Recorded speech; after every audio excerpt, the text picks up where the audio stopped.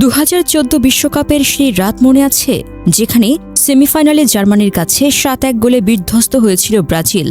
ম্যাচের 29 মিনিটের মধ্যেই ব্রাজিল 5 গোল খেয়ে বসেছিল। পুরো পৃথিবী টিভির সামনে বসে ভাবছিল, এটি কি সত্যিই বিশ্বকাপ সেমিফাইনাল নাকি ভিডিও গেম? সেই ম্যাচের পর 7 আপ শব্দটাই ব্রাজিলের জন্য এক দুঃস্বপ্নে পরিণত হয়েছিল। আর এবার বিশ্বকাপে কুরাসাওকে 7-1 গোলে হারিয়ে জার্মানি যেন আবারও সবাইকে সেই পুরনো স্মৃতি মনে করিয়ে দিল।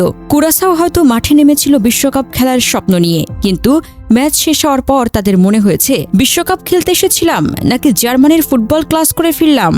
কারণ এটি শুধুমাত্র একটি জয় ছিল না, এটি ছিল এক ধরনের ফুটবল ধ্বংসযজ্ঞ। মাঠে জার্মানিদের দেখে মনে হচ্ছিল তারা গোল করার জন্য নয়, গোলের বন্যা বইয়ে দেওয়ার জন্য নেমেছে।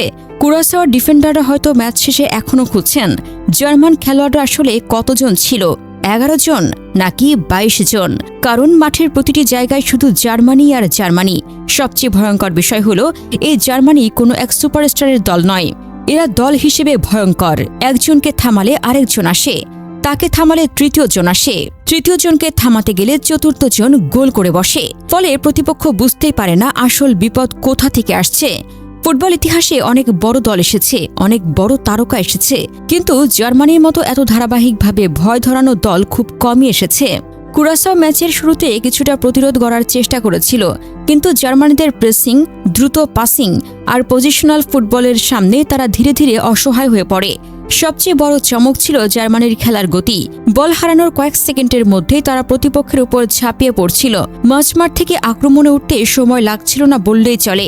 একদিকে উইং দিয়ে আক্রমণ, অন্যদিকে বক্সের সামনে ছোট ছোট পাসের সমন্বয়। কুরাসাওয়ার ডিফেন্স বুঝে ওঠার আগেই জার্মানি গোলের পর গোল করে যায়। ম্যাচের আরেকটি দারুণ দিক ছিল জার্মানদের দলগত ফুটবল। এটি কোনো একজন তারকার শো ছিল না, বরং পুরো দল মিলে এমন এক ছন্দ তৈরি করেছিল যেখানে প্রায় প্রতিটি আক্রমণই বিপজ্জনক মনে হচ্ছিল। জার্মানির খেলোয়াড়রা যেন একে অপরের মনের কথা পড়তে পারছিল।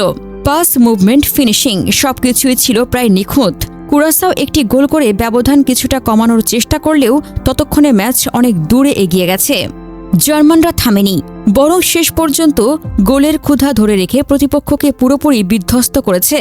গত কয়েকটি বড় টুর্নামেন্টে হতাশার পর অনেকে ভেবেছিল জার্মানির যুগ শেষ, অনেকে বলেছিল তাদের আগের শক্তি আর নেই। কিন্তু কুরাসাওয়ার বিপক্ষে 7 গোলের বিস্ফোরণ যেন সেই সমালোচকদের উদ্দেশ্যে জবাব। জার্মানিকে কখনোই শেষ ভেবো না, কারণ ফুটবল ইতিহাস বলছে যখন জার্মানি ছন্দে ওঠে তখন তার প্রতিপক্ষ শুধু ম্যাচ হারে না, ইতিহাসের অংশ হয়ে যায়, যেমন হয়েছিল ব্রাজিল। আর এবার সে 7 আপ এর স্বাদ পেল কুরাসাও।